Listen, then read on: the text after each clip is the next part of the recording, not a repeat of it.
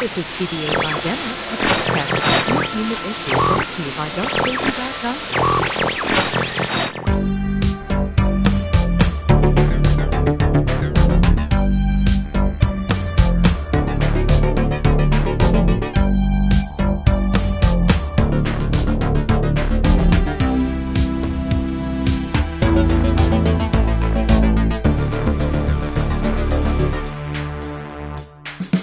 This is Marvel Age Star Wars Special Mandalorian Review Edition.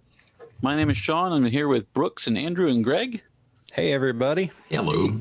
We can't call every episode that isn't the regular one a special edition. It's a special edition series. Oh, you want me to call it limited series? Limited series. That's better. I think that's better, yeah. All right. I'm just saying, you're changing horses midstream? as a Star Wars fan, special edition has a weird sting when you hear it. Well, like, we've committed to it at this point, though. Like I said that in the very first episode, but we're running with it. We're taking it back. It's like Hayden Christensen as Darth Vader. We're taking it back. Yeah. Are we talking about episode 7? Is that the episode we're on? Yes, which also has a negative connotation for some people, but we're still going with it. Yeah, that's true. Wait just a second. I got to share my birthday card I got this week. Oh, okay. Whoa, sorry. All right. See it? Oh, cool. Does it make noises? And you were born for greatness. Celebrate your destiny today. Today.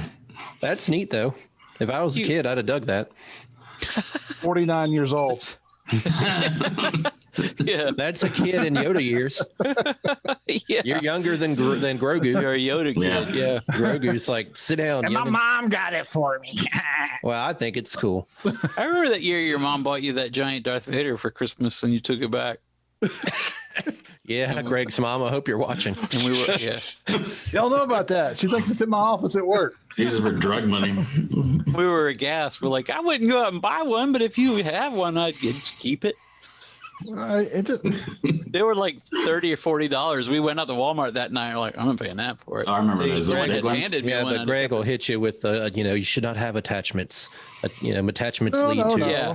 My the dark side. is different. I'm not an action figure guy. I never really have been. Yeah. So, I like the prop type stuff, like the phasers and blasters and ships. I know. It was just such a big, weird thing that as an oddity, I just thought that was a cool. Because that was that real tall one. It was real big. Yeah. Yeah. They're like 3 feet tall or something. Yeah, they were pretty cool. About 2 feet, a little over 2 feet tall, I think. We took pictures. We were all this weird. Every single person on this podcast was there and went to Walmart. Oh yeah, we were there together. Took That's right. pictures in a Walmart with a bunch of large Darth Vaders. I don't remember that at all. Yeah, we were all together. Can you find that picture? I'd like to see on the internet. It's on Facebook. Yeah. I got it on the Book of the Faces. Well, find it so we can put it on the old episode because I don't remember that. I'll share it for you. Unless it's embarrassing. In that It's case, actually the only picture of all of us didn't say together. that. Actually. Well, I mean, it's relative what's embarrassing. Yeah. There's a picture of me and Sean and Greg at Dragon Con Parade, and I brought Alex that year. But you're not there, Brooks. Yeah, I was fishing through some trying to find one of all videos four of because I us was trying to together. find a good video of a bunch of Boba Fetts, and I was like, man, We might have gone out to eat one night all I together. did not get any good videos of a Dragon Con Parade back then, I'll tell you that. I'll look through my pictures. I might have some of us at a party or something. Oh, we did have that at your Anywho. house, yeah. Yeah. Episode Anyways. 7. The Believer. I'll tell you, I enjoyed it, but as moving the story forward, it felt like a waste of an episode. I thought it was After a couple of heavy hitters where things are really building and moving. Well, it depends on what Nothing really happened in this one except some shoots. A lot of shooting. Sort of. shooting. Depends on what you define as a story. Is the story something that's happening in their heads, or is it happening when they shoot ships? It's Meaning, getting real conceptual looking. I like your lighting choices. You get that black shirt. you're looking off center. Curving gentleman. Who me? Yeah, we're all focused just a on you for floating some head. reason. no, I'm saying a black Brighten myself turtleneck up a next little time. bit.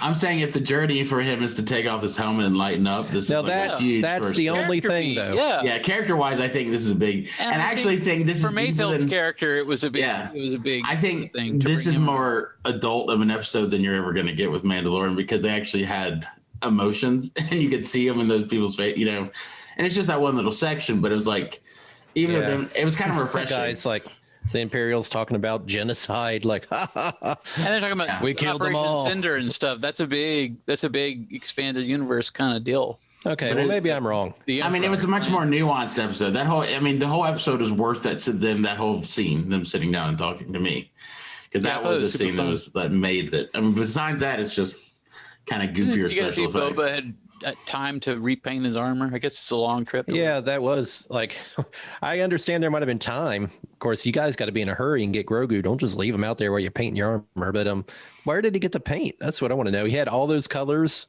in his ship just ready to go. Yeah, like, well, I've been looking for his armor. In his old armor. He's like, he probably just has a thing that you put it into. It's like, it's not a big deal. It's like having a shoe polish kit. Like a I kind of liked it all. Kit. I kind of liked it all beat up looking though. Me too. It's like it looked like your helmet, but when he got it done, it's like now that he's all dapper looking, he looks kind of fake. I think I feel so bad for he looked cooler. The creators of Star Wars again, because this came up with Last Jedi, and now it's just been the obvious case is that there's no way to please everybody. There's always Star Wars is just too big. And I was watching one of those shows on YouTube where I was like reviewing this episode immediately, and they're like the guy, and it's like, but he's like, the only thing it pissed me off at the beginning. I tried to get over it. We just had a little bit of Boba Fett. I was like, I know we got the most Boba Fett ever last episode, but I wanted them to be there with them. And I was like, well. He didn't really do anything this but episode. He did a lot. He went and saved them at the end. Just to get away driver. And they dropped. He picked him up and he dropped one of those cool bombs from episode 2. And he got a great joke. It's like maybe awesome. The best joke of the year, which the best joke of the year where he's like, I think they'll recognize my face. That's like the best joke of the year. It's also, I think. Here's the thing. How would they though? No one knows what Boba Fett looks like in his face. Dude, that's right. Yeah. There aren't any clones left. That was like 30 years. They've got to have a record. Like. But the DNA would probably, and there's got to be some still around as like officers or something. What I don't understand is that terminal requires like facial recognition, but it'll take anything. A stranger's face. Is there face. A backstory that we don't know there? No. Is it something going to be revealed? Like that was pretty confidently removed his helmet as though that would work. It wouldn't just go unknown face. It would be like, just need to prove you have a face. Sir. I mean, that's the deal with the show. It's not that's some racist plot elements. It's right there, Empire. Just wanted to see it a human face. And like Bill Burr's character, I don't know any of the character names. Bill Burr's character, Mayfeld. He was scared to go in there because he thought he'd get recognized. And then he did go in there. The dude didn't recognize him. So it really would have been better if he had just done it in the first place. Yeah. And they wouldn't have gotten into they also did the worst thing you could do when you don't want to be recognized, just stand there and stare at the person in the movie. I was like, stop staring at him. And then turn around and run away as suspiciously as possible. I feel bad that Mando's worried about being recognized. How about leave your helmet on? But the moment. For a minute. But that's what I say. This episode, because we got a little bit of, again, in the first season when he was all messed up. But then him taking the helmet off this time, was like, God, this show would get about 40% better if he could just take his helmet off. I know. Seeing emotion and seeing he's such a good actor, it's like, I want to see his face. But something awesome, interesting I thought there in that spot, though, was that he almost acted like somebody came up to him and goes, okay, you got your helmet off, but you are not allowed to act. Well, he's kind of like in shock a little bit. Like his character is still stoic. This is a guy who doesn't use his facial expressions to communicate to people. As a norm, right? Yeah, he doesn't have any friends until recently. Now he's friends with reactions to things, and he looks kind of befuddled. This is very Mando because like he is very childlike. That's what I was disappointed in, how unsophisticated he was. I mean, you'd think he's been around, he's hunted people, but they come up and say, "What's your number?" I'm on the spaceship. The reason why, come on, man, like Han Solo. You're worse than Han. I don't even know. He's worse, and that's why. And then in the Disney reign, we're like, weren't you actually a stormtrooper? Yeah. Weren't you like a ground trooper for the? I've never heard. I don't know. Okay, we have a nuclear leak. Name? Lock that down. Yeah, that's why this. I mean, I saw the clip again where they talked about where Bill Burr got cast for season 1 because Jon Favreau came up to him party. It's like, I think I'm writing a part for you. They wrote the part for him in the first season. He's like, well, he's like, I want to tell you what. He's like, man, I've gave Star Wars a lot of crap over there. He's like, I know, I think it'd be hilarious if you're in Star Wars. Yeah.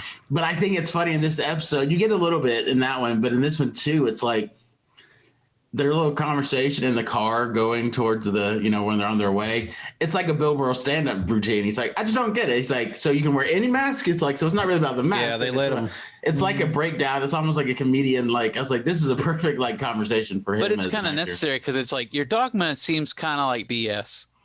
If you describe it now, maybe people aren't supposed to see your face, or you're supposed to always wear the helmet. It's kind of challenging the, you know, the belief is like, yeah, what exactly is the rule here? The rigidity of the belief. Yeah. He's like, or are you saying that as the situation dictates, you can change what that is? And how is that different? I like that idea because there is a difference. I'm choosing to believe in something. I just set a priority. I didn't choose to believe in nothing. But it's a great casting because he's also like busting his chops, like just laughing at him how he looks in the armor and stuff. I thought he did a great job. Yeah. You know. I thought he did great. I mean, when he blew me away is when he got to that other scene where he's actually acting and he gets real mad and kind of emotional. Yeah, talking to that Imperial guy. Yeah, he did a great job. I was like, man, he's like come a long way since just kind of being the dopey henchman in Breaking Bad. I didn't see that coming when he actually shot him, though. Yeah.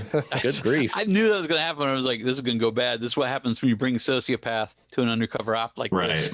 I thought it was kind of fun how all the other Imperials just stood there for like 10 seconds. Like, that's probably realistic. One guy with his tray. Well, that's what I mean, again, what are we doing here? And it's probably like, well, okay, they shot the guy that we don't like. So it's more like, we go with this. Did that just happen? Is this a ranking situation? Because in the Empire, we see people get murdered by other officers all the time. What's the rank and protocol that just happened just now? I mean, that scene that's what I was saying. That's why I like it so much, is because it's almost like there's not a word for this. It's almost, you know, like the Bechdel test is like if two women are talking about a non-male character, that's like the Bechdel test for movies. There needs to be some sort. That's like just a famous thing. There needs to be a test for this where it's like they're having a scene talking, but not talking about the next plot thing they need to do.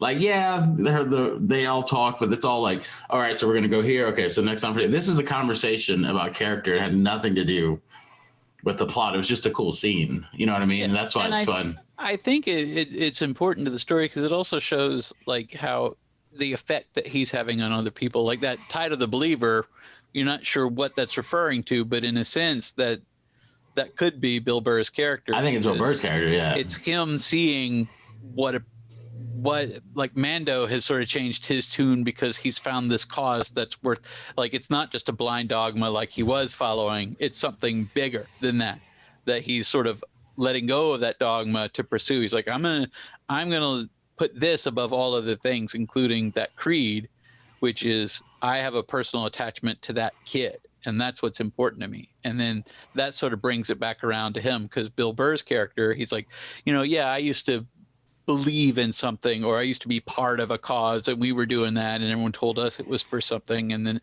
it all went bad, and it turned out like a madman just told us to kill everybody. Well, they had some including good points ourselves. But Operation Cinder was Palpatine's plan that the Empire would actually eat itself if he were to die. Like I didn't know what it is. You have to explain that to me. Well, the culmination. I just did, fool. But why male models? You serious? I just told you that a moment ago. Right. The Battle of Jakku, I'm doing that now. he had an actual master plan, which was to pit the remaining forces of the rebellion against the remaining forces of the Empire, with the idea that all would be destroyed, and that would help him how? It would just be his revenge on the Empire for allowing just to spite them. Okay. Yeah, because he's a real. That's why his return in Rise of Skywalker is weak for that, because it's like, well, why would he allow Operation Cinder if he was already alive somewhere? Like, it doesn't make sense in that context. But in the context that he really was killed, it's just like, my God, that guy was just a bastard. It's like, yeah, he was ultimately. And so Bill Burr's character was part of this, and he was getting killed by his own forces, or well, they were doing this sort of cleansing on a planet, but at the same time, like, part of that was to allow the death of as many troops as possible, and women of their own, because they just sent them on suicide missions, kind of. The Empire was just supposed to dissolve at that point, and that would be a lesson to the entire. But this other Imperial guy was all like, This is a good idea. Greg, careful. No, Careful. We got a man down. Going downstairs. Wrong angle. We were having Danger zone. You're always experimenting. What all's in this room? Just no. for your sake. We had a I feel break. like some Blair Witch stuff. We happened. had a not break for a minute. We had a break for a second. And I was just going to show you this picture. Oh, that was a long way to get there to the. Oh yeah, there he is. Could have sent it to me, and I would have put it in the edit. That would have been Kind of nice to have your seatbelt there. Is that a car seat back there? You should put him in a car seat. Good. I put him in the baby seat. Yeah. Yeah, I do remember that picture. That was from, I can't remember what year it was, but I know. Remember, Brooks? It was that time we went to your house and just recorded an episode at your. It was around house. Christmas time, yeah. Yeah. It was Christmas. I don't know. Yeah. Good God. But yeah, I like this. I like We used to the. call it at work. We used to call that Etch-a-Sketch. When somebody, they're like, they must have got shook since the last time we told them that. That's Brooks. 3 years ago. It's beyond 3 years ago. Tabula rasa. It had to have been like way Blank more than slate. 3 years ago. I know. That's what I'm saying. It Though. was like You forget more than everything. 10 years ago. It was a It long was more time than ago. 10 I think years ago, and I don't remember. You're like, I think it was the night. The night. Didn't we come home from watching maybe episode 2? No, it wasn't that long. Three? No, it was like 20. It was like 2008 or 9. Because we were talking about Walking Dead. That's how long ago Yeah. it was. Alex and Elliot weren't born yet, so it was beyond. Yeah, it's like at 2008, least a long 2009. time ago. It was Yeah. a long time ago. I'll look it up. Maybe I've got pictures of that. I do. Here, I'll. Don't need to do it now, Greg. You can do it later. Good You got dangerously close to a low angle there. Upset I was the whole kind of scared apple for a minute. Like, what are you doing? It's like, let's go down. It's like, he's on mute. I'm clothed. Real. We just cut back to Greg. He's standing there in nothing but his underwear going, it's in here somewhere. We need to flip the table, divide the group by gender, and then search each other in our underwear. Like, what's happening? What are you doing? I got on clothes. Damn it. Let me show you what I'm working with. That's still my favorite thing ever. Andrew probably knows what I'm talking about because I talk about stupid stuff, but it's one of those Maris that I used to like watch Mari. You know what I'm talking about, Mari? Mari Povich. I know what you're talking about. Which one are you talking about? There's an episode where they had the green screen where it's a lie detector episode where they're trying to see if the boyfriend's cheating, but they'll catch him in the green room. They have a hidden camera and they'll have some pretty model. They always say the sexy model, but it's just like a normal looking girl to me. And she's back there and she's flirting with him and she's like, "Oh, you're cute. What are you here for?" Or whatever. And the guy just instantly stands up and unzips his pants and goes, "Let me show you what I'm working with." I was like, whoa, that is some. First of all, that is way over the line. That's inappropriate Second of all, behavior normally. But I'm like, man, Whether or not you have a girlfriend, that is like, what kind of confidence is that, though? I don't know, Brooks. There's not many Let me other show you people what that I'm working with. There's not other people that do this. Brooks and I both do this, where we'll quote things from obscure references that only I would know, but I say it in life all the time. Like, real quick, another time. Remember that Joe Millionaire show that we watched together? I do. Oh god. And that one episode where that guy says, where she's like, "Well, I have a PhD in rocket science and then astro something." He's like, He had 2 degrees. she said 2 degrees, and his response to customer goes, "That's weird." So, whoa, that's weird. Yeah, that's weird. And I say that all the time, just in life, like, "Whoa, that's." And weird. then they cut to another scene of him talking to the camera. I think that same episode. He's like, "Man, she's smart. I just feel so bad. It's like I'm tearing my brain apart," or something like that. Yeah, I say. I don't know that's why weird. we It's watched like, that show. What was wrong with us? But then you have to explain references. It's not. It's like it's a long guys story. watched It's it. Yeah, we're full of didn't those, see man. Well, you shouldn't have. You didn't It waste your clearly time. melts your brain because you remember those. You don't remember us going Well, out. that's looking for weird. Darth Vader's. That's weird. I don't The remember trick, anything okay, the reason older these than things 2 have years work. if it happened in my real life. But I It's remember just fun every to- episode of Maury Povich. You find a saying that works just like in movie lots quotes. of situations. Yeah, it's just like movie and quotes. you don't have to know the source. It's just fun to say, "Whoa, Yeah. that's weird." It fits in everything. It's fine until people I'm ask where saying it's you from. Like, you reconstructed don't the know. context of it is what I'm saying. Never Pretty easily. The one thing is Greg was going to show his stuff. That's why Yeah. we were talking about. Look, he was going to do a. Greg's Let me the one show that you took what I'm his working pants with. Off. Let's not make me the weird one. Like, I don't want to know what you're working Well, with. it's like y'all the one that went there. Y'all just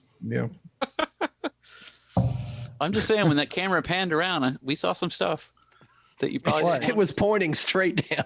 Like, saw my you saw needed my to spin it. Battlestar Galactica. You needed to rotate it.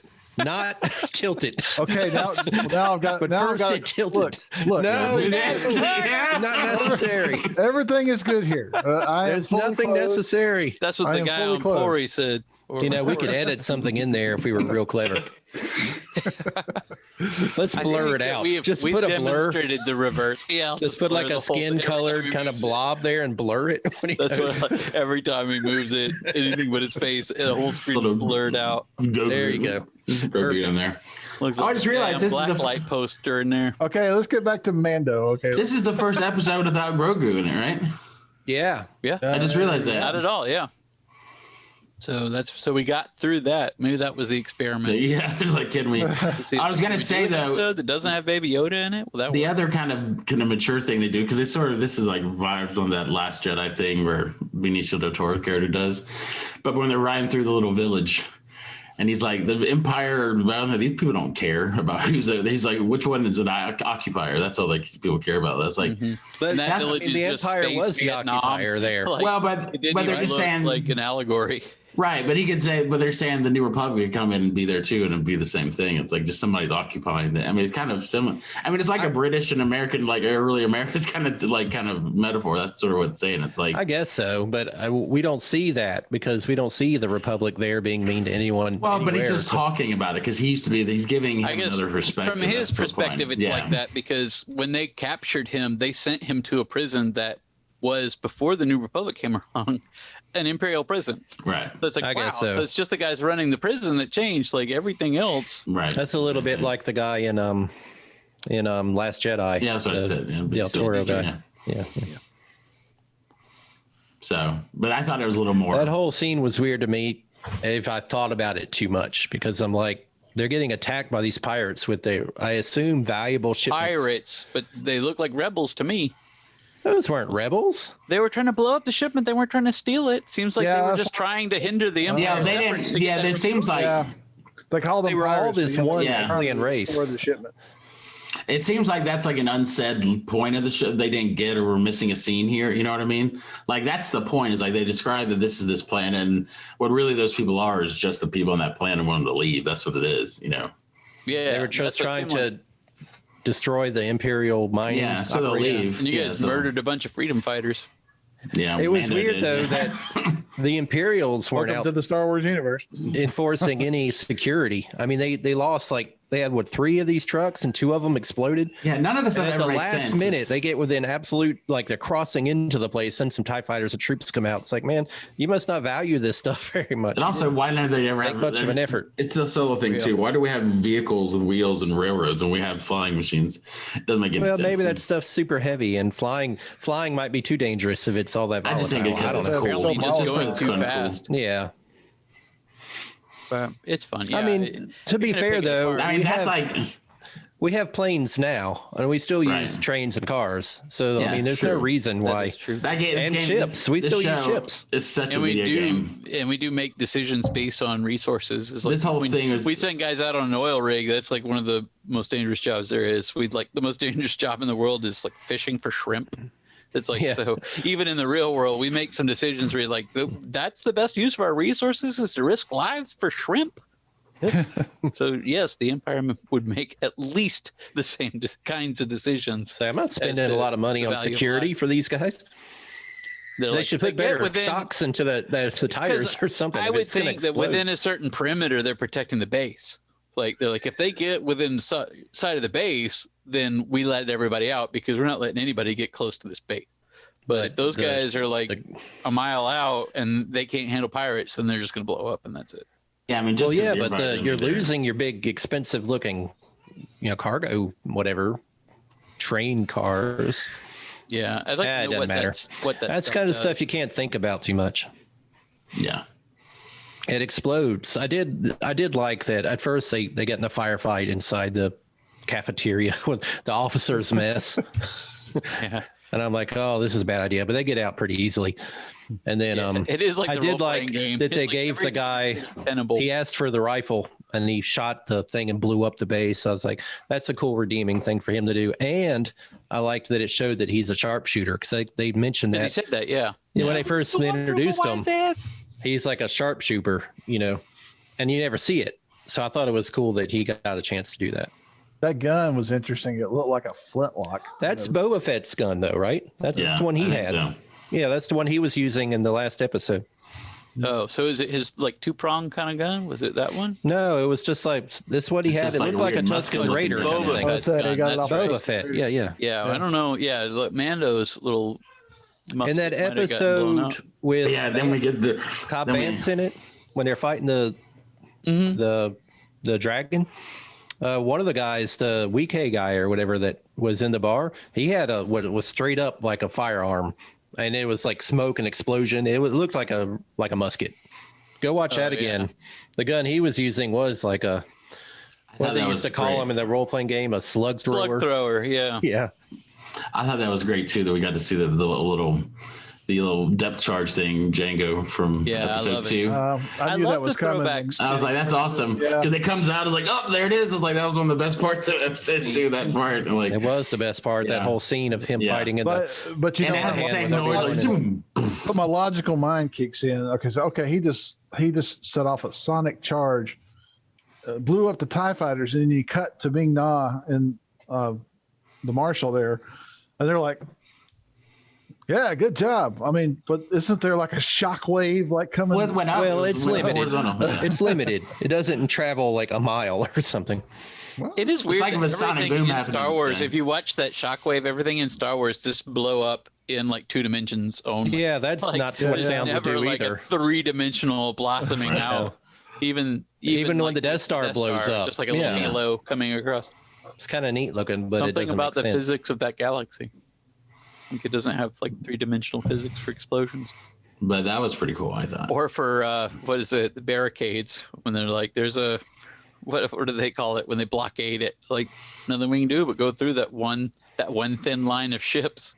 It's like because I'm a big fan of, like, again, we said this, talked about this last time, because we're not fans of the prequels per se at all. A lot of them, I think a lot of episode 2 is unwatchable as far as those actors are concerned, episode 2 and 3, but I like when they take cool elements and kind of integrate it into the canon that's new or like older, like it makes it more palatable. And I actually liked episode 2's Obi-Wan parts. No, I just hated all that. I mean, if you took Anakin and what's her name out of the movie, if you take Anakin and most of them out, they'd probably be all better. I don't mean to disparage anybody, but like that arc for Obi-Wan makes that movie my favorite of those 3 movies. Yeah, I like the little like, I mean, he was film noir detective kind of. He's tracking down the leads and it's more fun. It doesn't have to be a setup for something major that we already know, so it's just its own little self-contained story. Well, obviously, I like the setup. Yeah, I mean, I really like how what's his name? What was that guy name?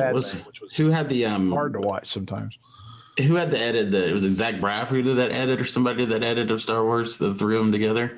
No, it's Topher Grace did that. But we talked about that, but the way it has it is that last battle with Darth Maul is like the big opening action sequence. And they're like, oh, we just found this kid. Let's come with us. Like, that's the best part of, that's how you do episode 1. Then you get into like him being you know what I mean? Like, I think the biggest part, Obi-Wan's the best part about the prequels, period. And that's why it's going to be great too. Yeah. But then I don't understand what they're going to do with, now we'll get into some of that news a little bit, but what are they going to do? How is Hayden Christensen going to play Darth Vader? Yeah. Are they going to do kind of like a spiritual communion where he's like the projected spirit of Anakin? God, I hope or are they going to do? They could do flashbacks, maybe, because you're not taking advantage of the fact they're not younger. I mean, yeah, they're all older. No, this takes place. We're going to jump rails a little bit. We're going to talk about the investment call that Disney had and all the shows that they were talking about. We're talking now about the Obi-Wan Kenobi show, right? Yeah, which takes place like 10 years after the prequels. Something like that. So there's no reason why Darth Vader couldn't be. Why are you saying Darth Vader couldn't be in it? Just say you won't. No, he can be in it, but Hayden Christensen, but it's playing a role. James Earl Jones, yeah. Other than just wearing the outfit, I doubt that he's just going to. Because we saw that period, and it's called. Maybe he'll take his mask off rarely, like Mando does. That's what Mando does, you know. Yeah, I mean that's probably why he's part of it. Is that there's going to be some mask off shots. That'd be kind of fun. The best part in Rebels, in that Twilight of the Apprentice, when Darth Vader and Ahsoka are having a duel, like his helmet gets cracked and the lens of the eye lens breaks and you actually can see underneath, and the voice comes through too that it's actually Anakin under there, and it's very powerful in that duel between the two of them because she was his apprentice. Yeah. And if you did something like that in the context of a live action show with him and Obi-Wan Kenobi, you just that Ewan could be very McGregor. That's cool. As Yeah, much as I And hate so to- the mask unmasked actually as Darth changes the Vader? voice as much as I hate to in say canon. it, That's neat. Well, that's what I mean. If he takes it time- off and he's Hayden Christensen and he's Anakin under there, that could be very powerful if it was done properly. Right. As much as I hate to say it, though, it's probably also time to replace James Earl Jones. I mean, You think his voice doesn't have it anymore? in Rogue One, You can tell. Right? it was pretty rough. You know, that he was having, obviously, Well, he's aged, which is a terrible thing to have to I could filter that. I bet there's. But it also seems that they're going to have a lot more stuff with Darth Vader. They might not. They might move on, and then we might just not. I mean, in this, he might not have a lot where he's talking, and they might be able to take it from. I can't imagine Darth Vader's going to be sources. a major villain because they have their final battle in. And how much he stuff do they claims captured that from- Obi-Wan is dead, right? I mean, he doesn't. No, think he in says this is a episode presence 4. I haven't felt since. He doesn't say Obi-Wan. Oh, I guess you're right. He says, I It was Grand Moff I Tarkin haven't that said, sensed." "Surely he's dead." Yeah. Yeah, but Tarkin it assumed he did, does but mean that Vader doesn't Kenobi- seem surprised at all. it does mean that Kenobi's going to have to leave Tatooine, though, because Yeah, He could well, have a no, lot of will. adventures on Tatooine. He don't shouldn't want leave the whole Tatooine. thing- He's watching after Luke, though. That's Yeah, the but it whole looks point like he's he's being watched. He's got to go out and do some errands, come There back. could be some other stuff going on. Yeah, he's like, I can't imagine. It's depressing to me to think that he just sat there for 20 years. You got to go to the dog track on Sundays. What do you mean? That's some racist. Luke, that's not a hard pot to watch. All right, I can keep tabs. Whatever. He almost kills himself on the daily. He's racing through Beggar's Canyon. Kid's a daredevil. But he's like That 10 wears years old in seatbelts. this, right? He's like 10. He's out there just kicking dirt all day. That Yeah, I is guess true. that's He's not true. driving yet at this point. I hope we don't see young Luke. That's going to be You're gonna see it. You're gonna see it at least in the You distance. If not, Yeah, you'll his see little him in the skyhopper. they did it in He's still playing with Yeah. the same toys. they did it in Rebels, right? Didn't they do it in Rebels? When, Yeah. They didn't really. They just showed. I don't even remember if they showed him or Well, you the just problem hear with- Farouk calling him. They show like a figure running across. Right. You see Yeah, they and do Farouk say it. calls to him, and that's Yeah, how you yeah. know. Like His calling whole arc for dinner in or Rebels was that Hmm. Obi-Wan believes that the chosen one is actually Luke. That's like the whole final duel that he has with Darth Maul. Is Darth Maul is after Luke, Well, that's and he's after Kenobi, and in the end, he's like, is he the chosen one? And Obi-Wan's like, yeah, I think that he is. well, that's the thing that scene takes place squarely where this show's taking place. Are we gonna get that scene like in live action, Darth Maul or something? Because I mean, think Darth Maul. that scene takes place a few years later. This is like 6 years after Jedi. The Kenobi show is supposed to be. I mean, we only have 10 to 19 years to 15 deal with, years right? After Jedi, so, Really, 18, 19 No, not years. after Jedi. The Kenobi show's after episode 3. Oh, excuse me. Yeah. Yeah. I'm way back. Okay, hold on. this So between show- episode 3 of and course, it's way before 4. Mandalorian. Yeah. 19 Yeah. years, right? So it's 19 years. I don't know why these timelines. just- Rebels is like 10 years after that. It's Yeah, 10 years of it right in the middle. It happens right around. This will happen before that moment in Rebels. So Darth Maul could be running around, but it's unlikely that we'll see him. And Rogue One Kenobi. is like 2 weeks before episode 4. Yeah. They could have him fight Kenobi. They could have Darth How Maul. is it 2 weeks? They're following that ship, the same ship. They just Yeah, I caught think it the- 2 weeks later. I think the wisdom is At the end of Rogue story One? is It's like the month right before. after. Yeah. Yeah. Just I don't know how they tracked them through hyperspace because apparently you can't do that in that time period. Yeah, they're still And- researching it. Yeah. Unless You never know. unless that program got buried Man. immediately after. Things get too complicated when you make all these different timelines. Not timelines, but different series It's only across a complicated when You're timeline. trying to come up with the unified theory of all of it. I mean, it's not complicated unto the individual stories, and that's all. Yeah, I mean, I don't yeah. want them to contradict each other outright, but it's the individual stories I'm more interested.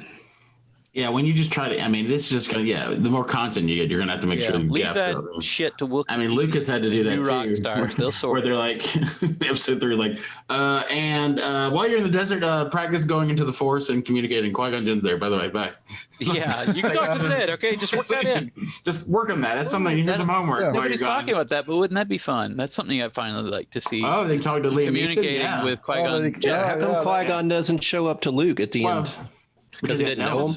Yeah, I guess it's only people that you physically knew. I think that it's well. They said about they were going to do Hayden at the end too. Brian Johnson said that's when, but he said he wouldn't know him at that age and doesn't know who he is. He knows Yoda.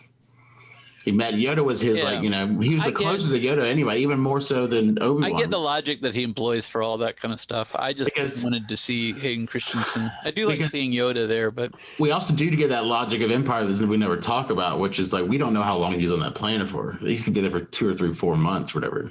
With Yoda. Yeah, he has to be there. Yeah, he has to be there for a long time. And first of all, Han and Leia crawling through space without light speed. One hopes that's taken a while. Yeah, I didn't get the impression it was months. Yeah, I mean, if you go back and look at the timeline and how long it would have taken them, and they also talk about different. I'll find that article. We talked about for all the Mary Sue bitching about Rey. If you're going to sit there and say that Luke learned how to be a Jedi in like 4 days, then I would get annoyed at that. I mean, it's just like you said, them looking for the ship right before from Rogue One to it could easily be months. It could be you don't know what it is. It's like it could be. It works because. But she was trying to deliver the message to, I guess, where was she taking it? Obi-Wan.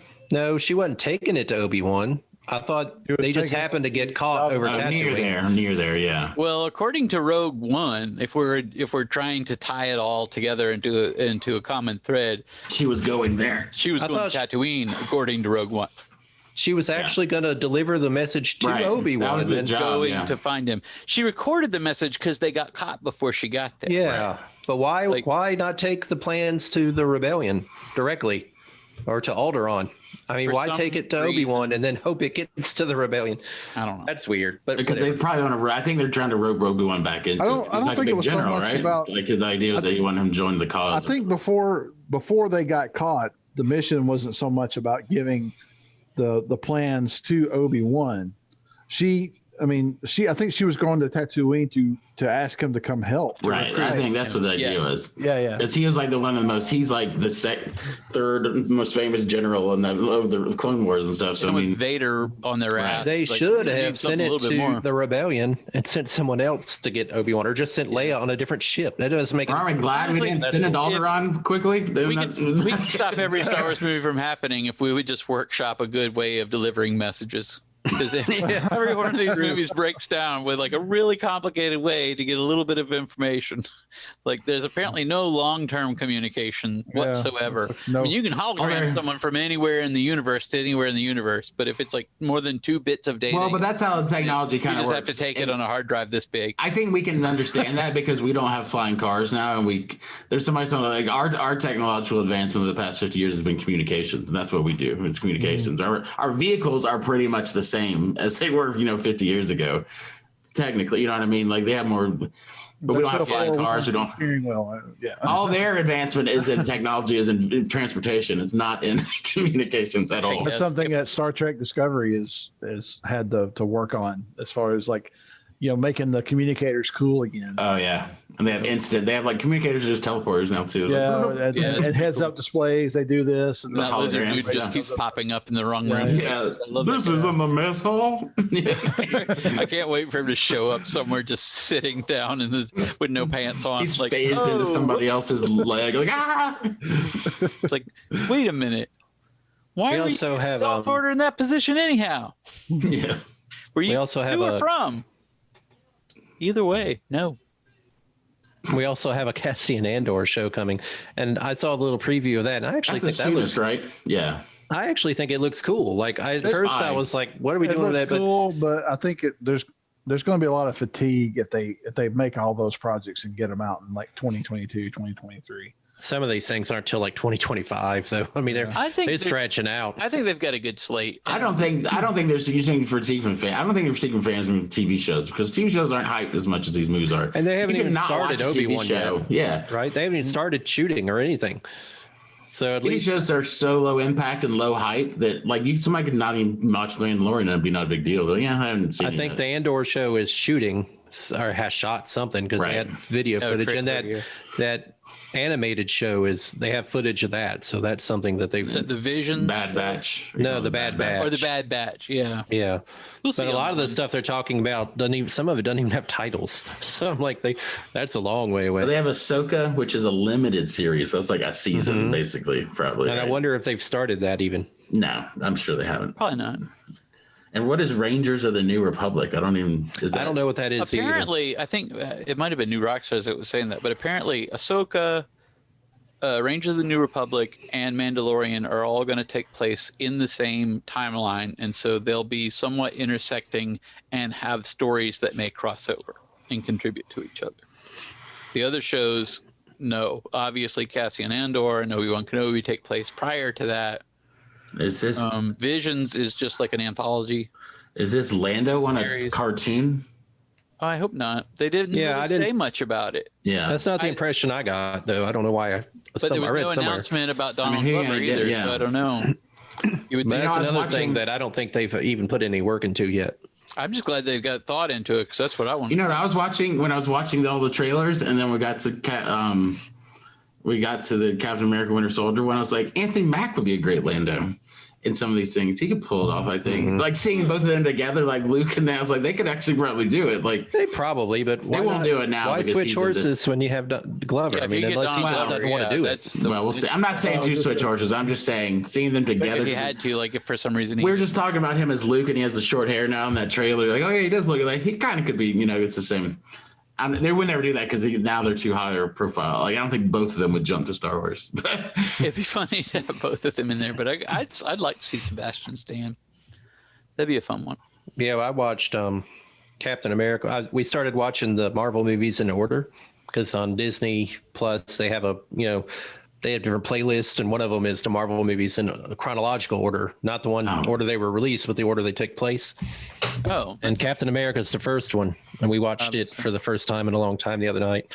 I love that movie. It's good. Yeah, it's fun. I'd forgotten better a lot of the years. Yeah, I don't think people appreciate that movie as much as they should. And it was written by the same guys, the guys that wrote Endgame, the Marcus and McFeely. They wrote that movie, all the Captain America movies. I bet a lot of people forget that it's in the universe because at that point the Marvel universe is still very much nebulous. They didn't. Well, it was built as a tie-in to Avengers. It was built as a lead-in to Avengers, and they just kind of sneaked it in. And then the sequels took a different direction, and a lot of people, were like, "Yeah, I don't really care that much for that one." It's like I loved that movie. Joe Johnston, the guy who directed that movie, also did Rocketeer. Which I think is also one of my favorite movies. And then we watched Captain Marvel right after that. It's better than I remembered it being. And Joe Johnston worked on the visual effects of Star Wars. Maybe you guys can help me. They find the Tesseract in Captain America, and that's one of the Infinity Stones, right? Yeah. Mm-hmm. That's what we see later. Yeah. So at the end of it, it falls into the ice with Captain America, and then at the very end of the movie, he gets found by modern day people. Right. Okay, so Captain Marvel takes place in the 90s, and it's still the Tesseract, but now it's on Marvel's ship up in orbit. So how did the Tesseract go from falling into the ice? Shield has it. Shield has it in the 90s. That's why they get it from Shield in the 90s, and then the cat barfs it back up later. No. Marvel has it at the beginning of Captain Marvel before Shield even exists like that. He's in Shield, but they're not looking at it. The Avengers haven't started or anything. They didn't know they were space aliens. Oh, I don't know. Do you know what I'm saying? It's she has the Tesseract. It's a shell game if you start trying to follow those damn Infinity Stones through the entire Marvel universe. That's kind of what I wanted to do when I was rewatching these, because there were a lot of them that I didn't remember when I was watching the last Avengers, the two last ones. So I'm like, I don't remember half these stones. Put a bulletin board together with some yarn. I think that. Usually you could plot it out that way. It's all connected. Usually, though, there's just an article for it. If you find it. I mean, so Captain America was in the ship right now. The Tesseract fell out of the ship. It melted its way down and fell out of the ship, and then he crashed. Infinity Stones are created and requires a space stone. Tesseract left Earth in 965 AD. Red Skull takes Tesseract in 1942. Tesseract sinks in the ocean 1945. Recovered unknown, it says. Okay, by Marvel. Project Pegasus begins. No. Well, Howard Stark recovers Tesseract. Project Pegasus begins in 1980s, that's when that lady they don't realize is Dr. Wendy Lawson. She takes it. So she takes it from S.H.I.E.L.D. in the 80s. And then the cat barks it back out later. Yeah. So that's how they have it back. It was a little confusing. It's an A to B. Yeah, it's pretty easy. Baby can figure it out. Yeah. Okay. It's cool watching them in order because it makes kind of sense, but then the end scenes after the credits make no sense because they're jumping way ahead. You know what I mean? But to actual movies, they're talking about movies that haven't happened yet. And anyway, on the Star Wars projects that they announced, there were a couple. First of all, there's a Rogue Squadron movie that Patty Jenkins is going to direct. That's cool. I'm not too excited about Rogue Squadron, but I do like Patty Jenkins, and it'll be fun to see. It's going to be like a top. But then they showed that video that her dad's was a fighter pilot and stuff. That's pretty cool. Iron Eagle. That's what. Well, the Rogue Squadron books are kind of like that. I mean, but they, if I remember right, they revolve around Wedge. Right. Volleyball in space. In the books and the comics they did. I don't know what I mean, they could do Wedge and recast at this point, but they could do other characters. It doesn't matter. And I thought, from my understanding, the Rogue Squadron was going to take place in the future. See, that would be even cooler. Like if it's like the Rogue Someone Squadron. look that up, Andrew. You're quick on the draw. I thought Rogue Squadron was going to take place like after. When the new movie? No, not when it comes out, but where it takes place in the timeline. The Rogue Squadron. I thought I'd read it takes place like after the sequels. And that other project, I guess, is a TV show. The Acolyte is a TV show. Yeah, they haven't the High Republic era. Hardly anything about that. I don't know what that is at all. The emergence of the dark side during the High Republic era, I think, is what I read. That might be kind of interesting. Cool. That might be a very Game of Thrones-ish kind of thing. Yeah, it could be fun. Yeah, Krypton. Mm-hmm. Yeah, they just basically said it's either before or it's after the original trilogy. That's basically it takes place before, during, or after. That's what their quote says. That's what their official quote says. It's it's either going to be before the rebellion or after. That tells you they have no idea. And they haven't even started writing yet. Well, if you think about it, the Rogue One began its life that way. When they first were just spitballing spin-off movies, the working title of Rogue One was Red 5. Well, yeah, it can't be off. It has to be after that, right? What we're going to do with that, and it became Rogue One. Well, but it has to be after that because that's where they came out with the call sign as Rogue. Well, of course, yeah. But it'd be fun if it set like beyond, like not necessarily the future beyond Force Awakens, but if it's somewhere between like the original trilogy and the sequel trilogy, that'd be. I was reading about on a comic forum, and people are talking. These guys are really into it, like Sean is. They said to technically be Rogue Squadron, Luke has to be the leader of it. That's what makes it Rogue Squadron. So, I mean, I'm sure that's not a hard and fast rule. Like an Air Force One type of thing. Luke wasn't in charge of it I'm pretty sure Wedge was in charge of it during the Legends time. Yeah. Wasn't flying with Rogue Squadron in all those books. They wouldn't have allowed, because when those books came out, that was after the Zahn series. But they were Luke pretty much left the New Republic and was trying to form the Jedi Order at that point. Yeah, I mean, but the Rogue Squadron series pretty much happened or was released right after that Heirs of the Empire trilogy. Yeah, because it exploded in all the different books. Yeah, they were very early in the expanded universe, so I doubt they would have allowed Luke to be a part of that. So I don't know where they're getting their information from. Mm-hmm. I read them years ago, but I don't remember them that well. I was never really into them. I think I may have the first Rogue Squadron comic. I like how compared to it's worth anything, but I have it. This isn't. I don't want to get on a sidetrack real quick, but I like how you compare the military discipline of Star Trek and Star Wars together. Because by the end of Star Wars, they're generals. I guess I don't know. Yeah, I guess they're. And in Star Trek and Discovery, the problem now is it's like, oh, but you're actually a person. You have to be here. You just can't just go do what you want to. That's like unheard of in Star Wars. Looks like I'm going to take off and do some training for a while. Star Wars, they're just a ragtag revolution in Star Wars. They're like the guy who takes the most dangerous assignment is the general in Star Wars. They're like, General Calrissian is leading the charge against the new Death Star. He's a general now. Right. They don't do it as bad in Star Trek, but they do Told play them about my maneuver at the Battle of Tanab and positions on the ship. You know. Yeah, but I just think it's funny that a storyline of the episodes this year, the last 2 or couple, have been like, oh, she wants to go out, but that's not how the military works. You can't just go leave now. You have a job. You have to stay here. Oh, she's the worst. Federation isn't a military. Yeah, she's right? Yeah. Well, but it's an organization. It's not like you just go get a job. That's sort of their arc. It's like, I know we're kind of off book and everything, but still, there's rules. Yeah. And it's not just that you're breaking protocol; it's that you're doing stuff that's of no benefit to the ship at large. Mm-hmm. That's what I support. That sounds like socialism.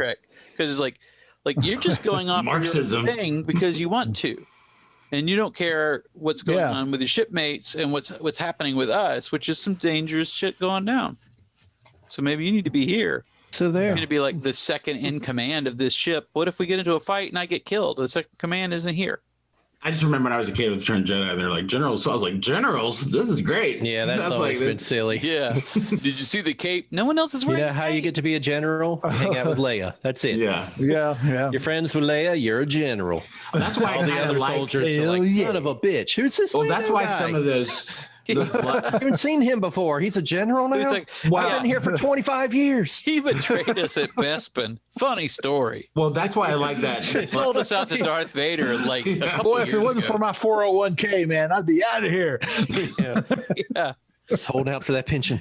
That's why I thought that Bloodline book had that Bloodline book had that weird, interesting thing you never think of, because everybody just accepts Luke and Leia, but they don't know that Darth Vader's their dad. We know that, but we don't even think about the rest of the Republic. And in that book, it's like a scandal that comes out. It becomes a big political thing that they. He's like, oh yeah, that's a big deal. Maybe people don't like that idea. It would be. Like, it's like, when were you going to mention that to us? It's like bigger than emails and stuff. It's like, no, your dad is Hitler, basically. What are you talking about? Face Hitler. It's like, sorry. Oh, but he forgave it. But in the end, he said we were right. He's like, well, okay. We didn't do that. And nobody was there to see it, but he turned out to be all right. That's what I'm saying. It's like, do that in real world terms. It says terrorist whoever died. But then he said he was sorry. It's like, whoa, he killed 100 million people. It's like, what are you talking about? He's like, yeah. Well, he died. Like, did he die? What proof is there? Like, oh, we burned his body on Endor, so we don't even know he's actually dead. And far as we know, he just burned the armor. We don't really see. Operation. And they went back, and the helmet was gone, so they couldn't quite figure out. No, look, Luke saw his ghost. He's definitely dead.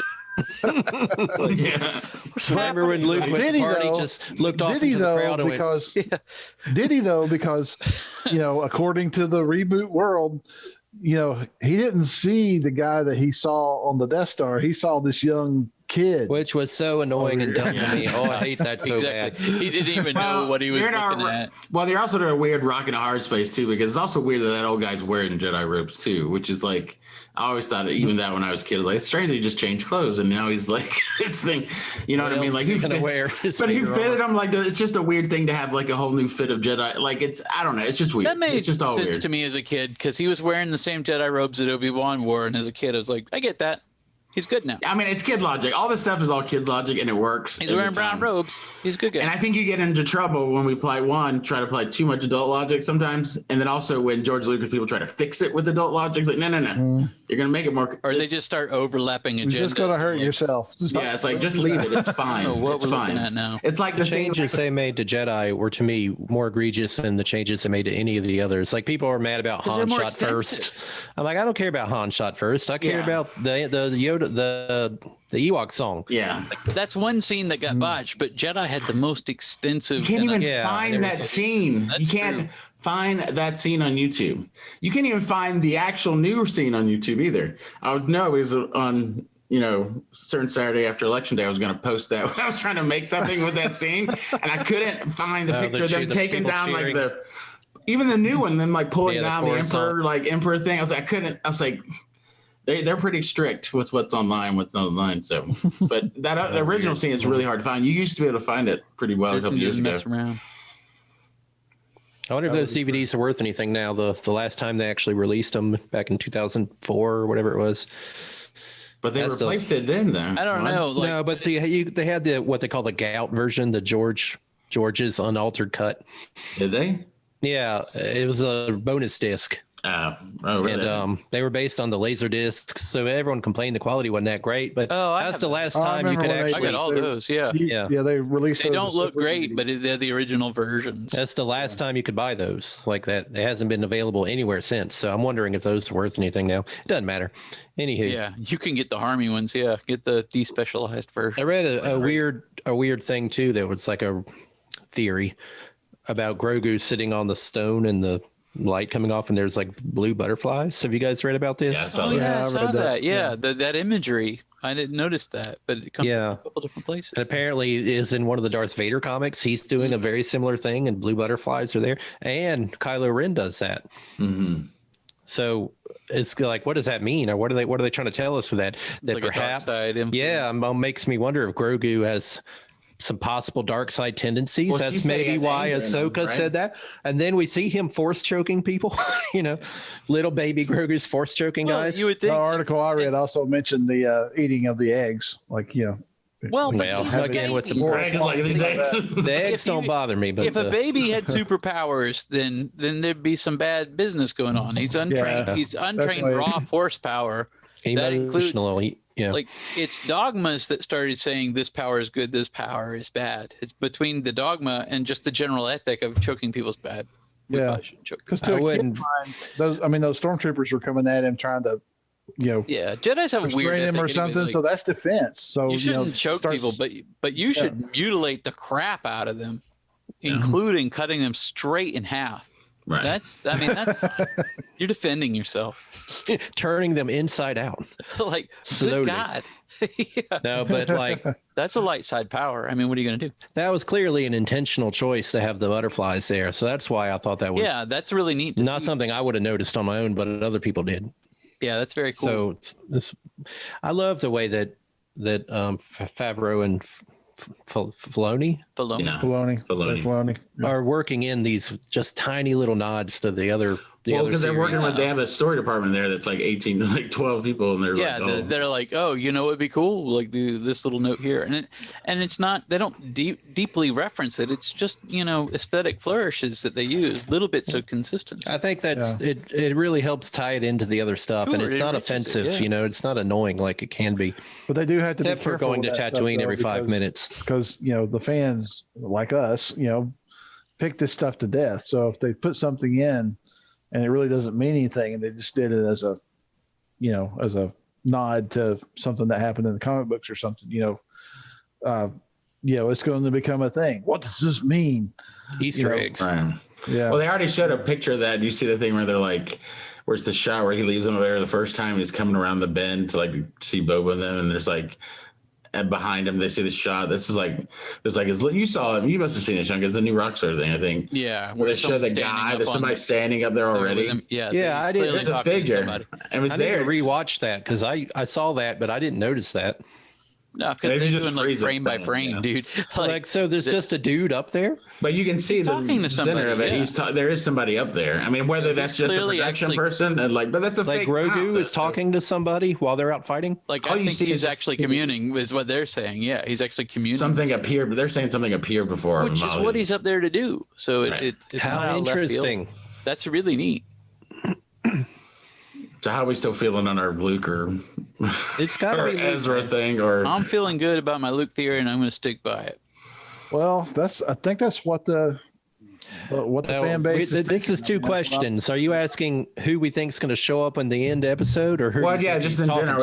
to? We're still thinking about Because that's a different answer. I think Thrawn's showing up in the end episode because we only have one episode left. But I do Right. think he's talking to Luke. I hope he's talking to Luke because if it's Yeah. not, that's I think dumb. we'll get a hint of Luke in this next episode. How can he not be talking to Thrawn Luke? has got Luke to be is up here. the Jedi. Right. Yeah, He's- it'll be a and he's still- letdown if it's not Luke because, like you said about Ezra Bridger, who would care if that were the reveal? Like people are like it's going to be Cal Kestis. But also, but I you don't know showed me what on that when is. you talked about that So, story. Probably being not. That's something okay. that can Is be- that from a video game? It's going to There's like feel levels cheap. of nerd fandom, Yeah. and I'm like, oh, Ezra Bridger, and you're like, is that from a cartoon? And then someone else comes up and is like, I think it's gonna be Cal Kestis or Kyle, what's his hell? And I'm like, I don't know what those are. Is that a video? Comic books don't count. Yeah, video. I don't think video games are canon. And then below that is comics, like at the very bottom. But I kind of think the comics do hold a place above most of the time. Yeah, I do too. I'm not saying Fallen Order might be different, but normally they don't categorize the video games as having a place in the canon. Yeah, it that may feels be to me different like with Fallen Order. they're pulling more stuff out of the comic books than anything. Yeah, I think it would be most fun. It would feel cheap and weird if they just brought some Jedi in that only super fans had heard of. Everyone else is going to be like, "Oh, wait, who's this? I don't understand what's happening." It's not a fun reveal, but if it's Luke, it blows everybody's mind. Yeah. If you want to blow people's socks off in the final scene, then you're going to drop some kind of hint that it's. Well, they didn't. The only thing they did to blow socks off last time was just show the Darksaber. That's it. So and that wasn't that big of a deal to me. I know. That's what I'm saying. Though. So what I'm saying is some of the reveals have been deeper reveals and not necessarily like. I guess that's true, but that was visually cool enough that it was impactful for people who didn't know that was a thing. Well, but that's why I think the Thrawn thing is walking up to he has a cool looking lightsaber. There's more going on here. They could have both too. I'm still thinking the Thrawn thing is I think all it's going to be is just a shot pulling up from the floor, coming up, and it's just him.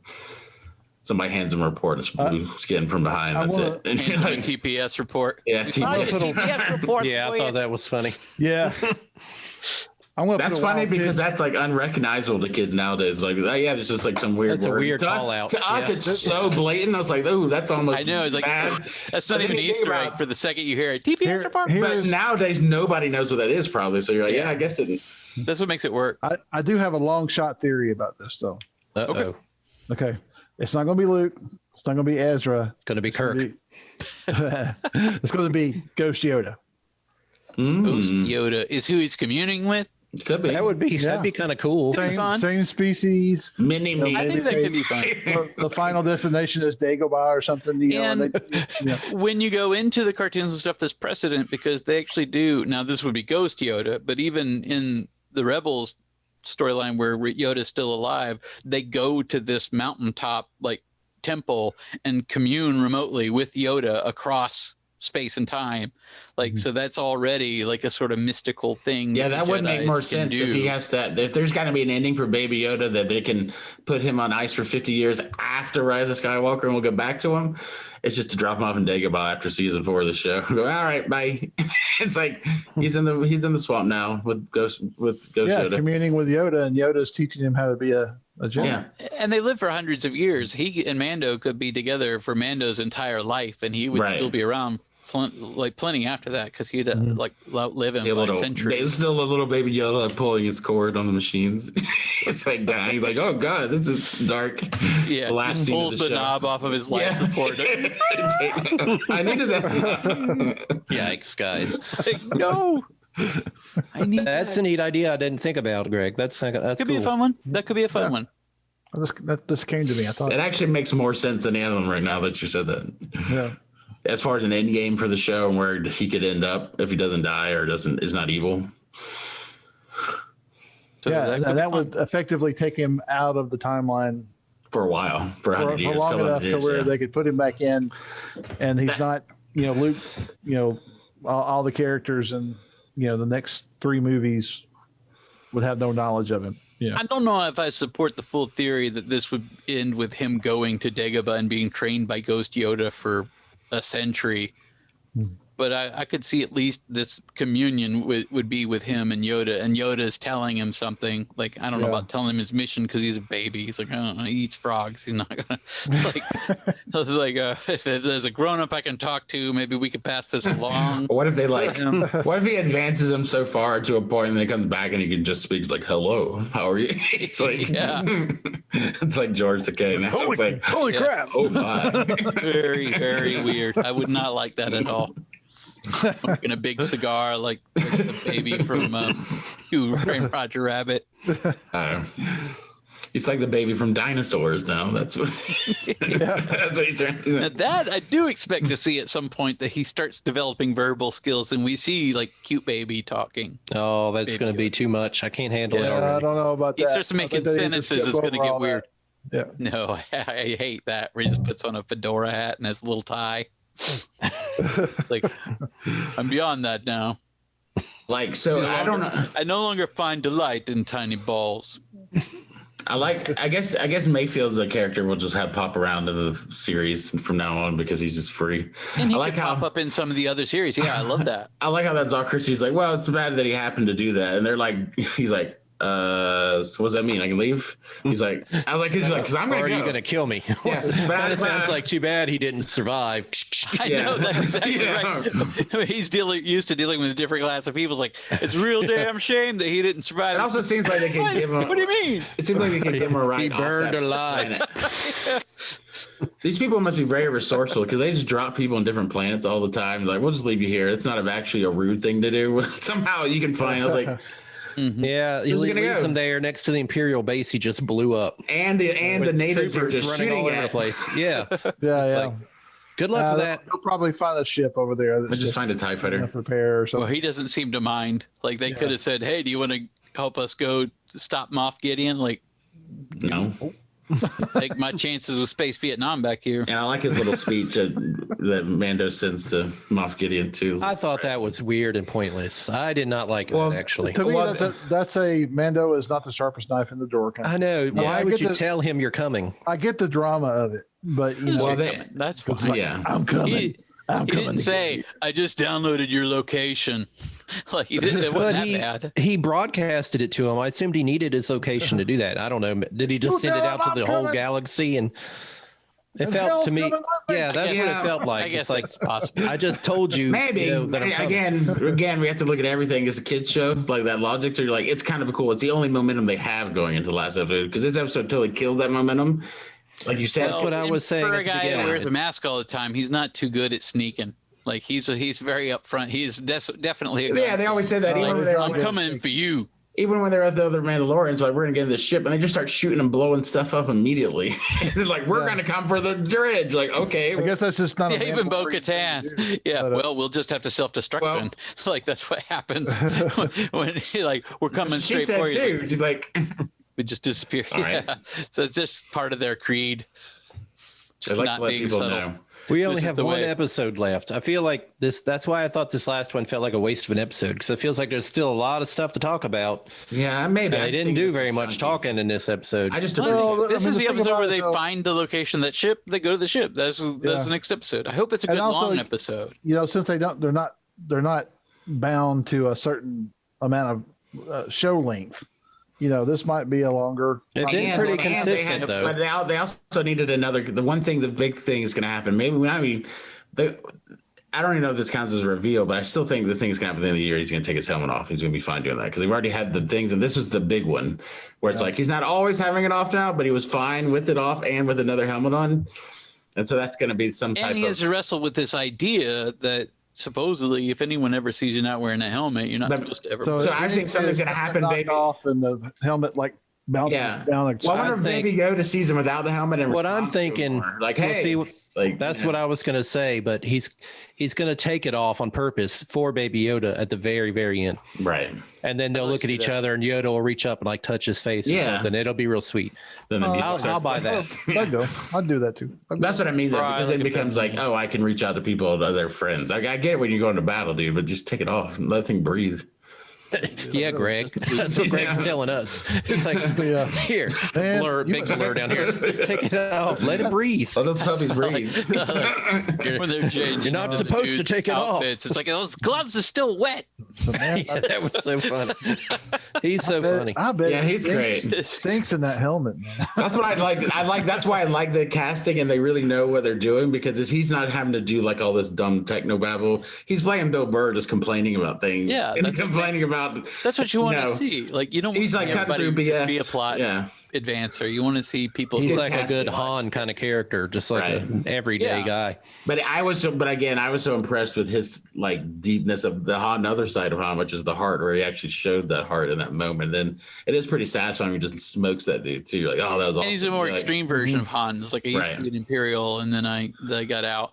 Obviously, he was deeper in and got involved in more stuff. Well, and if you think about it, that's he's a deeper version of Han because even that scene's a deeper version of Han shot for, because it's like he's not doing it just to get away from the guy or not get killed. He's doing it because this guy's so morally reprehensible in the moment they just can't stand, and he's like, I'm just gonna smoke these guys. It's like he's going into like a full like like how you put it.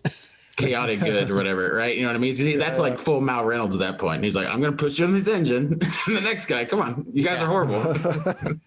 You should get that. Well, scene it's just from like Barry. that's from Serenity, where he's like, you see him unarmed. It's like, yep. It's like, because we're not evenly matched. Yeah. You're like a super ninja. The people watching I gotta should go watch. They should watch Barry, that show. It's great. Yeah. There's a part where he hooks up with this Marine dude or whatever, and they go into a place, and the Marine guy's like, "I smoked that dude. That dude. Yeah. That dude." That's what. The way you. There's a good show. That makes me sound like that. That is a good show. He'd be good on this show. He's terrifying in that. He's perfect and likable, but he's also terrifying. And He's just weird enough looking to be terrifying. Well, that's why I'm just excited as it shows. So well. I'm excited as these shows go on. This episode, it's like, but I'm not trying to be like sound snooty with it, but I think this had a level of acting and level of like character stuff happened that was like, I think it was a good episode, but I think it was you hate it. Hate it. Say you hate it. Here's what I'm saying. I just think it's weird to have it. Yeah, I get it.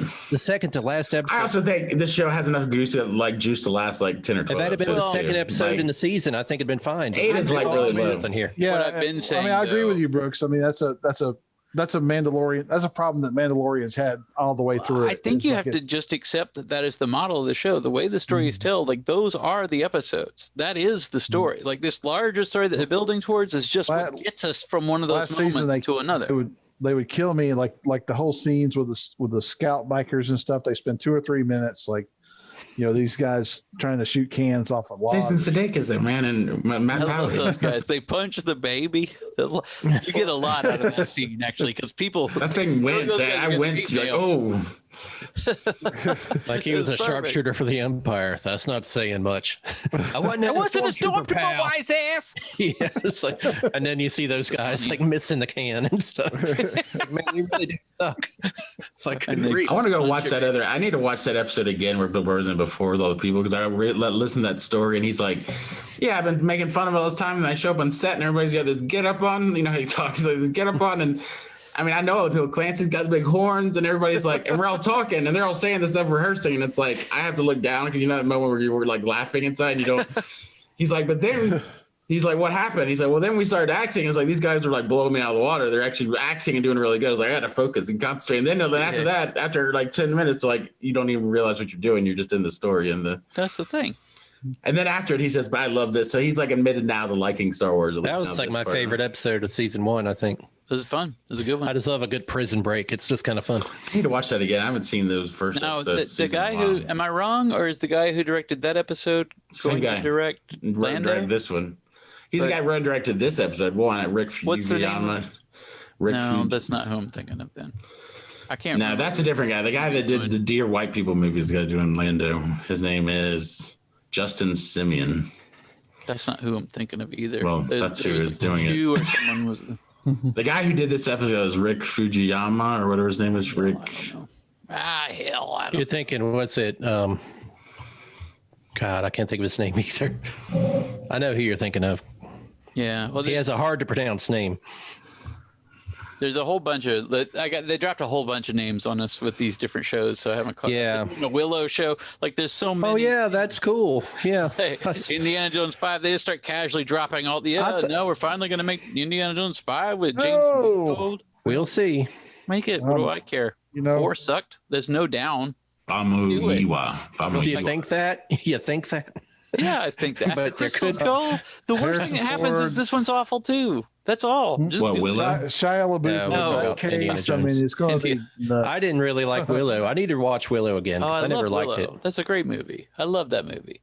I'm more on board with Willow than most of these other projects. Like I just don't even know why we're talking about this, but I love it. I can't. It's weird for them to bring it back. I guess it's one of the properties they own, so they're just. I mean, I like this doubling down across all of Disney. So you know that Howard the Duck movie's coming. Do they own Howard the Duck though? Yeah. Disney? Yeah. They didn't create Howard the Duck. It's a Marvel part of the Marvel universe. Yeah. Well, I meant Lucasfilm. I was thinking because Lucasfilm's doing Willow, right? There was, but he wrote Howard the Duck, right? Is still on the books, but they're not talking about it, so maybe not. But there was going to be a Hulu series of Howard the Duck. Yeah, at some point one of those. They had a whole round of more mature, silly. Right. Like they're MODOK doing was that getting a anymore. series. That might have gotten scrapped. Oh yeah, Patton It was a Oswalt's weird- gonna be MODOK. Yeah, I remember that. Man, Yeah, it was a Oswalt is weird in idea. everything. Dude, if you watch kid cartoons, if you have kids, you will realize how busy Patton Oswalt Yeah, is. he's in everything. I swear he is in every cartoon. But he's in also every sitcom thing too. That's like a one camera sitcom that are like you'll see him pop in. And the guy that plays and on Family in The Guy, Boys. the neighbor in the wheelchair.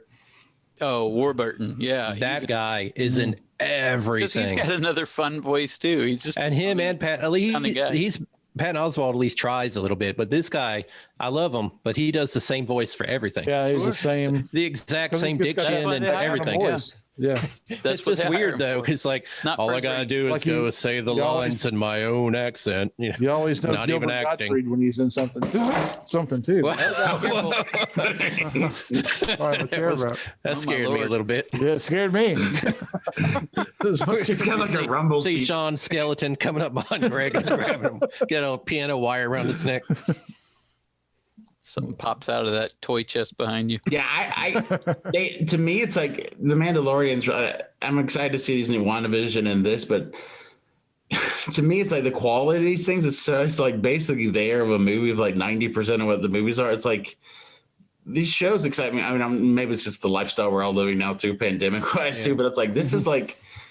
Don't make movies, just make all these shows. If you told me think so. today I that would they were totally never be going to cool make with that. another Star Trek movie and they were never Or going to Star make Wars another movie, Star yeah. Wars movie, and Make all they were shows. doing were these TV projects, I'd be like, Perfect. you're I would nailing be it too. on TV. I would be. Yeah. You had so much trouble with movies. I I don't think know TV why. movies are hard because it's like They're nailing it on TV. there's such a weird dynamic because there's so much pressure on them, but then they also it's such a weird thing. A TV show has so much more responsibility over like a period of time, but they spread out the responsibility with And the writers. production quality is so high. They look like movies. They're just beautiful. But if movies, they put it all into one person's hand a lot of the time, which Yeah. is like, how about we not do that?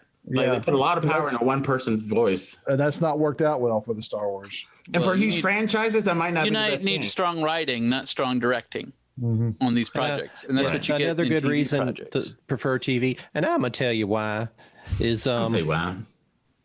it lasts longer.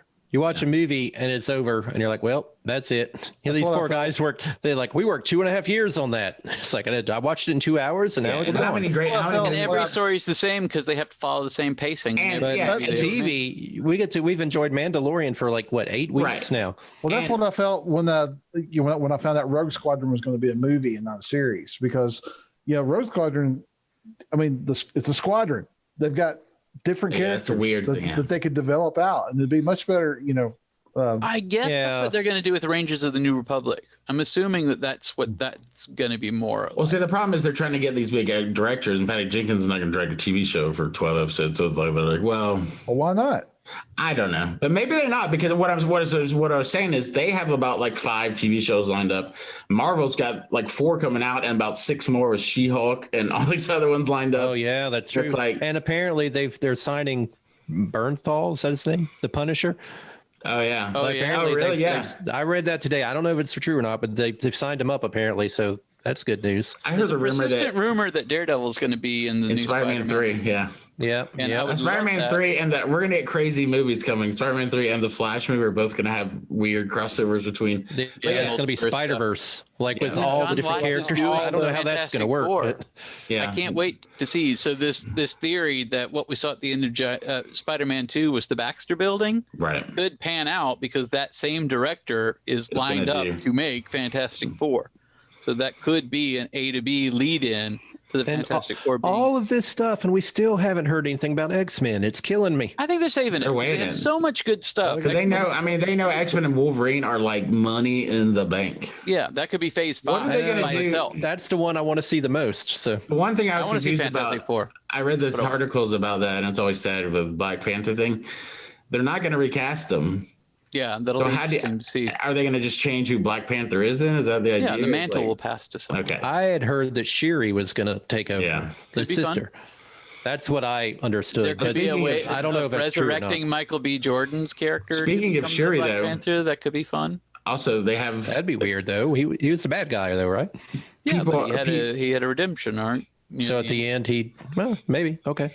I'll take it. And Michael B. Jordan is so great. The only reason I say that, now there are so many great people in Black Panther that you could. It could be what's his name too. The mountain guy. Supporting characters is a That's great what I was saying. He had that other king that he was fighting. The mountain guy. He'd be mad if like this other What's that guy, actor's name? the bad guy, got to be Black Panther. He's can't like, remember hey. the one from Us. He's really good. He's awesome. Yeah, he's a good actor too. He could actually do it. He'd be great. And the other guys from Get Out, he's in there. Yeah. Like, the supporting characters are all amazing in that movie. It could be Forrest Whitaker for all I Well, they always said Shuri. Speaking of Shuri, because they always talk about when they brought Iron Man and Ironheart. They're doing an Ironheart show too. They said, which is like awesome. This young girl and Armor Wars. So Don Cheadle's finally going to get some. It's so much. All this stuff sounds awesome. How do they do all this? Well, they have all the money in the world too. So if they want to spend it, I want to hear more about Blade. Blade, Oh man, that should be a show too. Talking about Black Panther, I think it'd be kind of cool if they did Okoye, the woman. I mean, that'd be cool. She's awesome. Like I said, everybody's so great in that. Maz Kanata, Star Wars related, right? So good stuff. Danai Gurira. Oh, she. I'd prefer her. You're talking about the one. She was in Walking Dead. Yeah. So you're talking about Lupita Nyong'o. Yeah, Nyong'o. Oh no, I'm talking about the Walking Dead because she was a serious warrior, And I'd prefer her to Shuri personally because she's a badass. I love she has the charisma to do it too, to pull it off. I think, as far as leading character. Yeah. And Shuri seems young and kind of goofy, but we'll see. I'm sure they'll make the right decision. They've been doing pretty good. The same writer director, you'll be all right. Yeah, Ryan Coogler's still doing it. Yeah. So I mean, he's great. I'm sure whatever he does will be great with it. And now, this hope of Daredevil and Punisher coming back. Get my Luke Cage back. Yeah, those are the business. Luke Cage, right? Come on, he's like another. Yeah, those are the three characters. On the table. Like I have missed Luke Cage because I miss Daredevil too. Daredevil 3 seasons. Luke Cage only got 2. And Luke Cage is so much more fun than Jessica Jones, in my opinion. Those three, I love Daredevil, but Luke Cage was the most fun of all of those characters. Yeah, I'm glad. Yeah, and also John Bernthal is also the perfect Punisher too. All those guys. He's perfect. I just think it might right now. If you want to put a pause on Punisher, given the current state of things, I'm all right with. Or just take it in a different direction. Right. That'd be interesting. Make him a bad guy. What direction? Yeah, that would be a good direction. He turns bad guy. That'd be kind of cool. But he has to have his own redemption. I don't understand how you have a more perfect Luke Cage though. I know he's so good. He's so fun. And they did so good in both of those seasons. It was and they And my problem with their seasons, they both just sort of petered out. They didn't give him enough to do. They need to have more to do. He needs. Yeah, he got. Well, that's why you need him to sort of step into a movie. He's Superman strength, and you're doing him as a street level hero. That's why the Defenders didn't work. Why is anybody else on this team? You got Jessica Jones and Luke Cage. Yeah. So what the hell is Daredevil doing here? And they're all just complaining. They're all like, "What are we all even doing here?" It's like, I don't know. Iron Fist, it doesn't work. My fist doesn't work. It's like, ugh. Danny, I don't care about ninjas. I am Superman. You've never seen Superman fight a ninja. I don't know nothing about no dragon bones. Yeah, what are you even talking about? Luke Cage needs a sponsorship for hoodies because he goes through them so fast. I like Luke Cage in the show. Luke Cage every episode, his shirt just gets destroyed. He's like, Luke Cage son of a. In the show canon, I like it that he's from basically Savannah, which is interesting. Oh yeah, that was and weird. In Savannah, we have an Alcatraz. Where they do super experiments on people. And I was like, okay, that's kind of cool, I guess. It happened, I guess. We got a nuke out there somewhere under the water. Yeah, that is true. So that's what we'll be looking for this winter. This winter. An island will emerge. Well, there you go. That was fun. I think that's a good place. One more episode for us to leave it in terms of the one more episode. Super excited to see what they do next. Super gosh, there's new projects coming up.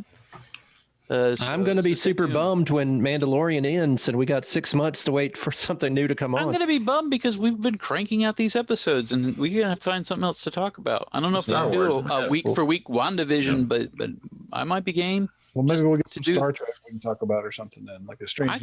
I could be talked into that. I'm loving Star Trek every week. So maybe whenever the new show is, I'm on board with that.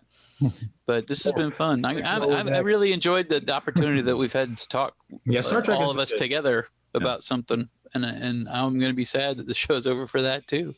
Ooh. So we can watch. We need to watch one of the shows like Rebels or something like that and go through them. Yeah. How about you guys in the comments? Give us suggestions of things that we could have reactions to. We could do, because we don't have to do it week for week, but I'd like to keep up a frequency. TV ate my dinner. The Education of Brooks, Clone Wars. I haven't watched Clone Wars either. Aha! See, well, not all of us are nerds. I watched the one. Sean gave me specific homework about the ones stuff. I gave you. Maybe we could do those. Like 5 episodes. You can watch them all on your own. But Sean and Greg will be like, now sit down and watch 300 hours of animated Star Wars. Like, all right. Well, the first season of Clone Wars is like not much happens. Yeah. Like so that's already difficult. Yeah. But that movie's god awful too. The movie that starts it. We saw that in the theater. I think me and Sean. So boring. No, you and Greg saw it. I didn't. It was me and Greg. I don't know. It was me and one of you. I like that over the last 2 years ago. You I guys started saw it trying at to watch Dragon that. Con that year, and I wasn't able to go that year. I fell asleep during that movie like 3 times at the house, like trying to watch it. Terrible. I Netflixed it, and I was like, ugh. That movie's the reason I didn't watch Clone Wars. It's just boring. Well, It was me supposed too. to be the pilot episode, right? Yeah, Like, it's just an hour and a half. Well, me too. They had a And, baby Jabba. Baby Jabba gets It's kidnapped. funny how the same ideas can backfire on you. Like Baby Yoda captures the love of the world. Baby Jabba's like, what is that? Yeah, it's like gross. the slug. It's like a little maggot. And the grown Jabba was like, "Oh no, what is going on?" He's like, "Rip Taylor." Yeah. Oh, It's like his cousin. The club owner guy. Yeah. Oh, that was weird. I watched a video yesterday where they talk about Ahsoka's character development, like the movie and the first season of Clone Wars. A lot of people said that the Ahsoka character was so annoying.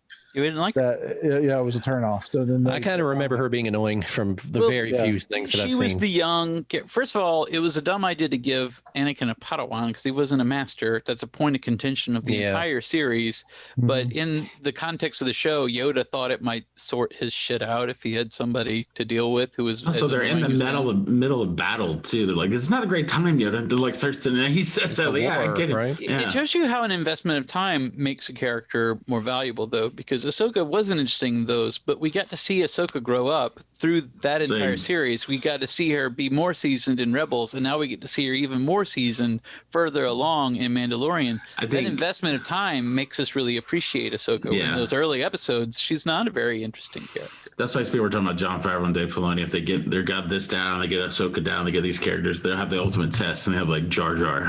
If you bring Jar Jar, because he's still alive. You can redeem Jar Jar. How do you know he's still alive? In the Mandalorian timeline, they said he's still alive. That's what. Who said that? I don't know. Look it up. YouTube videos, Steve, man. I don't know. It's hard to say because I know that Jar Jar is alive as of the Aftermath books. I don't remember anybody saying what his final fate was post Aftermath trilogy, but that was Battle of Jakku, which was, I guess, I didn't realize this, but I guess the Battle of Jakku was a few years before Mandalorian takes place. Let's go back to Young Jar Jar then. Young Jar Jar Adventures before the There's some Clone Wars episodes about Jar Jar. He gets in trouble. He gets some stuff to get through. Apparently, there's a theory that that Jar Jar saves Grogu, like during Order 66. Jar Jar is the one that saved. Oh yeah, that's that. I heard maybe. That, yeah, maybe. Hey, why not? I did like if everyone just gets a turn to play, I guess. One final thought. I thought it was cool in the first Gilbert episode when they're making fun of him wearing the helmet. It's like maybe he's a gun under there. Yeah. Like you used to know like I take it off a helmet or something. Yeah, that was kind of a cute little thing.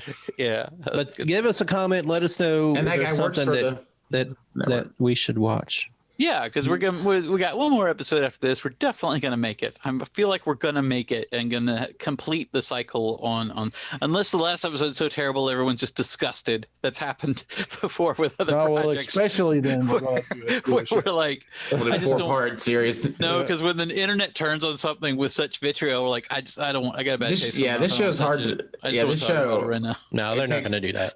We take effort. Had that with Game of Thrones. Where it's like, I don't want to recap. But you felt that coming. That wasn't a surprise. Ooh, you can feel that coming. Speaking of, before we get in, that's just as we're leaving teaser. That's what we're gonna look for next week. The Turn of the Viper, that Beskar spear. That actually him fighting without his helmet on, maybe, so you can actually see it, and he has the spear. Could be super fun. A lot of stuff to look forward to. And then he gets his eyes gouged out again. Oh no, sorry. Spoiler. That would be horrible. So it's gonna be super fun stuff. Like, look for that. Look for other episodes of Marvel Age Star Wars shows that we have. We do several different kinds of shows on this channel. So if you haven't subscribed to the Marvel Age Star Wars channel, please do that. Look for our other videos. Watch them and like them. Drop us a comment. Let us know what you think. Let us know what you want to see. You know, we're putting out. I could not be more proud of the amount of output that we have. You know, I honestly, if one person is watching these videos and is happy with them, then I feel good about it, because we're just having a blast. We got like 2 comments this week. That's like a record for us. That's pretty good. Yeah. I mean, I'm happy. That's a milestone. One of them was for us, I think, though, wasn't it? No, 3 if you count Greg. Yeah, Greg did comment as well. That's right. Well, because you called me names and like said I was a cheap bastard. And I don't think the word bastard was used. I think that's you projecting. Yeah, right I think I said spendthrift. Yeah, spendthrift. And I stand by that. And I looked that up, and I didn't like it. In the dictionary, it said cheap bastard. What that means. It's like, I don't understand that, but I'm going to take it as a Here, let me show you what I'm working with. Is that hyphenated? Is that 2 words? So thanks for watching, everybody. Yeah, also look for the YouTube channel of TV at My Dinner, where we do other stuff related, like some more horror related stuff, but just other entertainment kind of videos that we put out there, trying to put out more of that as well. Check us out on Facebook. TV at My Dinner's on Facebook. You can look for Star Wars stuff on Facebook at Expanding Universe. Also Twitter. Lynn says she has Twitter but won't tell me what the name is, so it's an odd promotion on her part. You should just withhold all that information. She just doesn't want you involved. I mean, but just don't say it then. I didn't ask. So she's the level of marketing that the rest of us have on all of our projects. Yeah, we're not to say, follow me on Twitter. What's your Twitter handle? I don't know. Okay. Good luck with that. That's about the rest of us. So look for that kind of stuff. Reach out to us if you like. Let us know what you'd like to see. Let us know what you like that you have seen. But we'll be back soon enough. In the meantime, my name is Sean. I'm Brooks. I'm Andrew. I am Greg. I hope I was pointing in the right direction. Nailed it. In the penultimate episode, we crushed it on the outro. Take it easy, everyone. We'll see you soon. Bye-bye. Snoop.